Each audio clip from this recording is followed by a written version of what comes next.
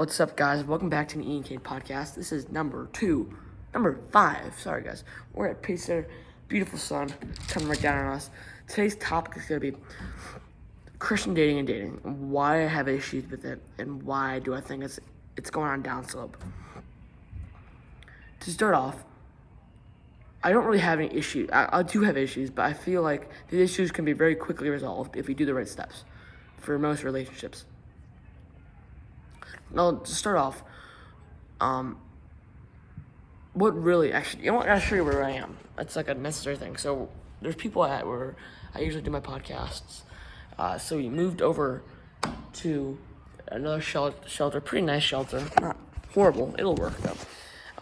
But what is a relationship? What's the definition of a relationship? So I don't have any notes with me, I just have my bare self in the Bible.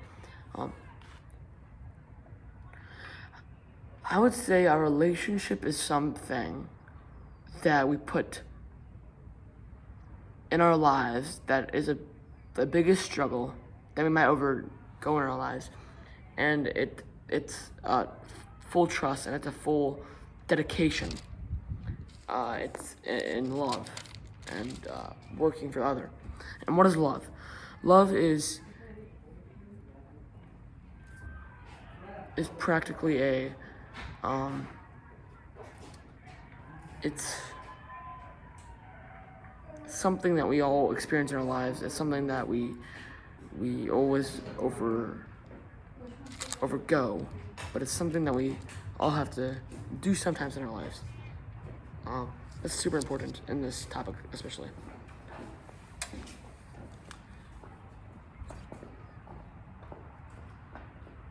Alright, sorry guys, there's people around here, so I might be pausing and going back. So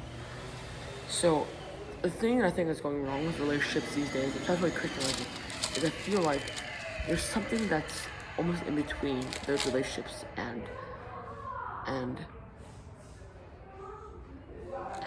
God.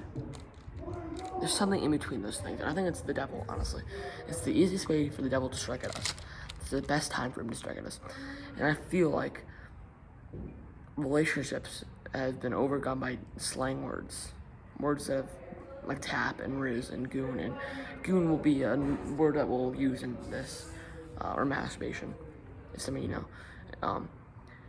But love is something that we really shouldn't take for granted, and love should be something that we truly think is right for all of us, and we think we should wake up always and say, okay, I love that person, no matter what. I should always wake up like that if I truly love them. If I truly do.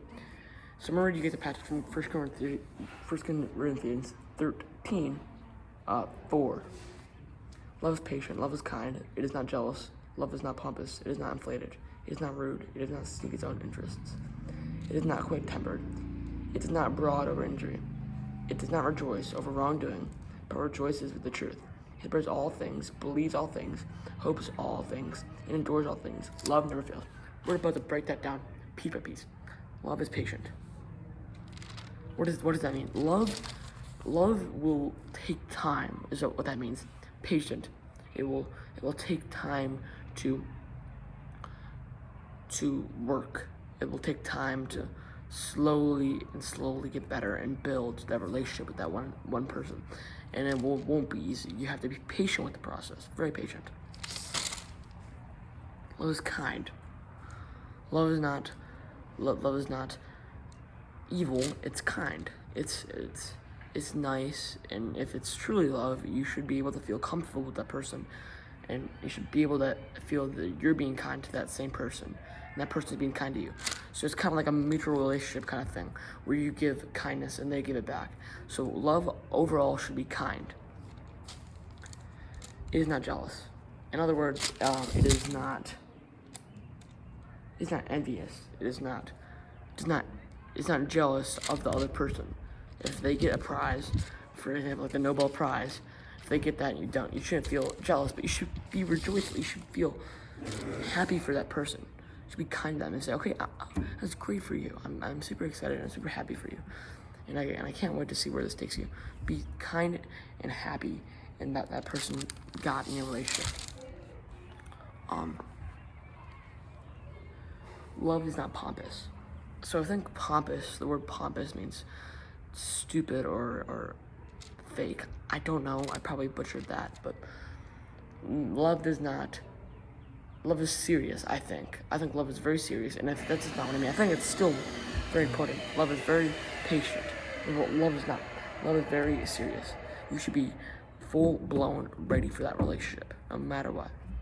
Full-blown ready for that relationship that you're about to take over. You should be completely ready for the troubles and the hard times that it will give you. Love is not rude. Love is not inflated. So I think what that means is love is not necessarily bigger what it is. It's not bigger than it is. So there always should be that space that kind of cuts love off from our life with God. So it could be the bubble, right? And that could be our relationship with that person. And then the other bubble could be our relationship with God. And that relationship with God should be way bigger than the relationship. So it shouldn't be bigger than it really is, right? It is not rude. It is not necessarily, it's not mean. I guess the opposite of God, it's not mean to the person. It is not like, oh really, you didn't know that, so you're not like almost sarcastic, but you're completely loving and kind to that person. It does not seek its own interests. Love does not seek its own, what it wants. Love seeks what love is. Love seeks what the other person wants. Not what you want, but the other person and what God wants for your plan. So you don't seek anything else other in that relationship than that person and God. And that should be the number one thing. It is not quick-tempered. So this kind of goes with patience. It does not, you get angry at that person. It's more like a super slow reaction. You have to go super slow with that person. And that even if it does get if anger does boil up, it shouldn't be the ending anger that ends the relationship. It should be the anger where you talk it over after an argument. And the temper should go very slowly. Like it takes like 15, 30 minutes for that temper to boil up. And that's like keeping that patience in that relationship, which is very important, which kind of controls the rest of the relationship. It is not brood over injury. It does not rejoice. I'll skip that one. It does not rejoice over wrongdoing, but rejoices with the truth. It doesn't rejoice over who's right or wrong. It rejoices on who. It's more about the truth and what we can do better to, have more truth and be nicer to one another. And then you should be able to not judge or boast over who's right or wrong. Right. It bears all things, it believes all things, hopes all things, and adores all things. So let's break that down again. It believes all things. It bears and believes all things. So what that means is that no matter what you bear, no matter what the situation is, you bear the relationship. If times are hard, you still keep the relationship with that person. It believes all things. You gotta believe the person. You gotta put their trust in that person and faithfully and fully believe and trust in them that they are worthy of your love. Hopes all things. You hope for the best solution. You pray about it. You pray and hope that it's not the worst outcome, that it goes well and smooth. As St. Padre Pio said, pray, hope, and don't worry. You hope, pray, and don't worry what's going to happen, but you leave it up to God. You leave up your words to God, and you don't necessarily let that stop you from building a relationship.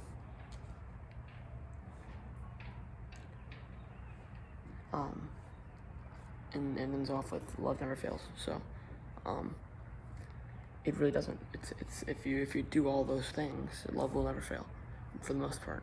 And it's kind of the basis for what this video is about, what this podcast is about. And that's the basis to what kind of leads the relationship. That should be kind of the leading foundation of the relationship. Maybe you could sit down with your partner and ask them how you're doing with these things, how we can do better to these things, how can we build a relationship but still leaving room for God and being faithful to one another.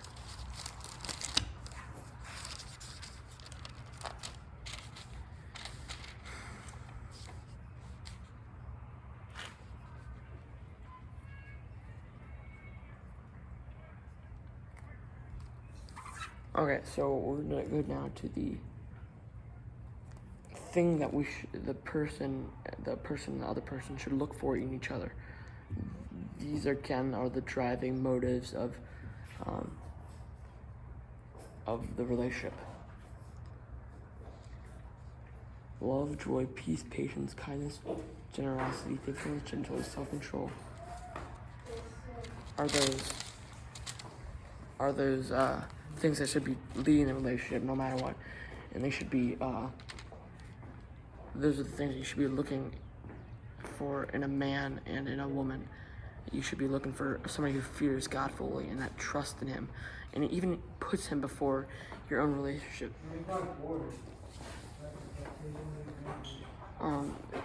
Again, that's it. And when you get older, the dating shouldn't be super long, because if you're dating, you should have full knowledge that you are going to be that faithful to that person. And you should look for a woman and a man. You should be looking for somebody who's faithful and who's already almost dedicated their life to Christ and wants to dedicate it more and deeper with you, and wants to change your life, help you change your life and the relationship with God. And I feel like that if you in a relationship, if you leave your worries and your arguments and everything up to God, He will make everything right for you. Because if He put you in that relationship, then everything should be good. Which leads me to my next point. The devil can tempt you in so many ways. I'm gonna bring something a little bit uncomfortable for some people maybe watching this. I feel like that porn, that forbidden video, the devil's video, I like to call it, has changed most people's perspective of women and men. That is the devil's way of sneaking his way into our lives. It's removing the boundaries. If you don't know, boundaries are basically the physical or mental lines that separate one thing from another, that kind of separate right and wrong, not really right and wrong, but separate evil and good, you could say, or evil and good. So boundaries can come in many ways, shape, or form. Like if someone is being mean to you, okay, I'll be back tomorrow.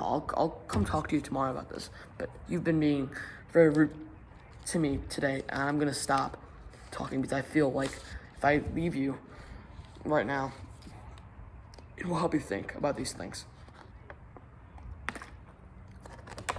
One of the ways I think the devil leads himself in our lives is by temptation. If you haven't watched my video on temptation, 8 ways to beat temptations, that is super important for the basis of this video. Temptation is what is always going on in our lives. You know what? I could stand up right now, say the guy, bam, I could smack the guy in the face. That's temptation. It's always waiting at our doors, no matter what. It's always waiting at your door and my door. It's like that little peek hole, like I talked about in my video. It's like that little hole in the door that's waiting for you to open. Once you open, it's all over there. But it's something that we can learn from. So some of the things the devil puts in our lives is physical touch. Now, this can go into bad things like sex before marriage. It's not a great thing. But what are the boundaries that you think God would want you to do? What do you think those boundaries could be? You could kiss, but you be careful that you don't make out, because that could lead into sex before marriage. That could lead into a very bad thing. That's why you want to go quickly. That's why you want to marry quick, because the more and more you let that lead, let that be in your life, the longer that temptations can be there.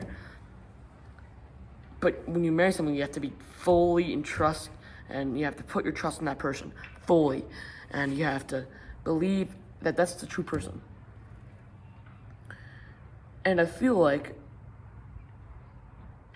we're like this. We're going down, down, down in relationships, especially Christian relationships are not doing too bad, but I feel like I just made this video for all relationships, no matter if you're believing in God or if you're not. Because what that does is that means that you're believing in Him some sort of way, that you trust in Him with your relationship. And that should be really the basis for all relationships, that you just trust in. What should you do? You know, if the time comes that you break up, but that's the problem with the relationship. That's where the devil gets you. I'm gonna close this. The devil gets you by breaking up your relationship. It tries to make you sad, and you should. That's why you gotta keep your relationship as fully and fundamentally right and correct and spiritually and mentally good. You gotta keep that relationship pure. I feel like I'm missing something. I think I'm gonna touch on this a little more. Porn has changed how men look at women. And I'm submissive to the fact that I've done that sometimes too. It's kind of changed the way us men and women look at each other, and it's a horrible, horrible thing. And that's why, when you lay those sins and those things down to God, it will really change the way you think about those people or those things. And I feel like that if you fully and truly have the trust in Christ, that you should be able to keep that temptation and lust. But the thing is about lust is that you'll never be able to stop it. It will always come in your life. And if you didn't know, David, the strongest man, one of the strongest men in the Bible, who killed Goliath, he suffered with lust. Lust goes with everybody. And it's a mistake that we can learn from. And it's a mistake that we all can agree on that it's horrible. But lust kind of is a thing that we all get in our lives. No matter man or woman, we always have lust. Without looking at that person. If I get any more thoughts in my head about if anything I'm missing here, I will probably post them on my TikTok, _ that Bible guy. I will probably talk about them a little bit. And I might make my next video might be about just talking about mental health and just kind of going through that stage with people that might be suffering with that. But I really enjoyed doing this. I didn't have any notes, so if this was good, tell me about what I did in the comments below. If I did really good at this, tell me, and I will do this again. I'll try to let the Holy Spirit make his move on me so I can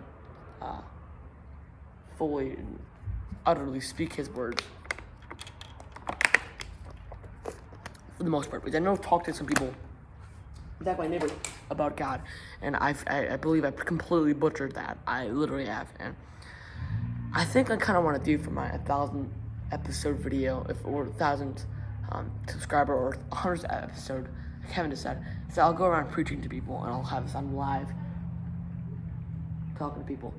So I thank you guys for watching. I hope you guys have a great rest of your night. God bless.